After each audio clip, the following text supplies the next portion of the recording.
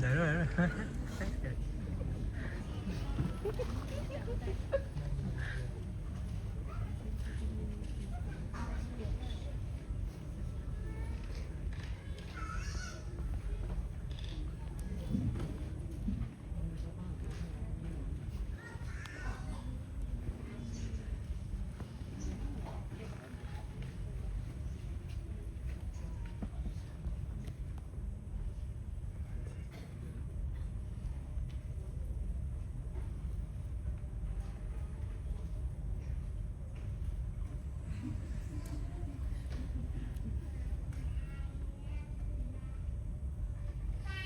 主乃家班，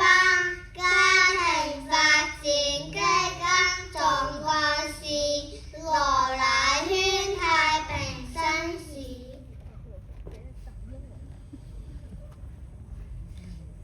羅校監、各位校董、各位嘉賓、朱校長、各位主任、各位老師、各位家長、各位小朋友，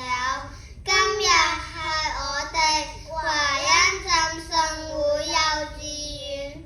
50週年金禧校慶暨畢業典禮同埋結業禮嘅大日子，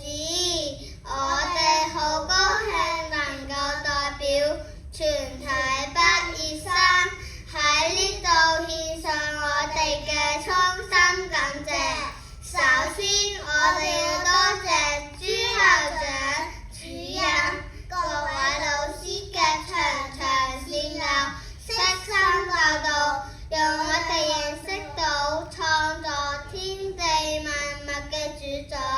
當我哋遇到開心同唔開心嘅事，都會識得祈禱感謝天父，讓我哋學會去愛護同埋尊敬我哋身邊嘅親人、朋友、老師同同學。今日我哋畢業啦，快要進入小學嘅階段，心裏邊真係好唔捨得啊！面對新嘅挑戰，我哋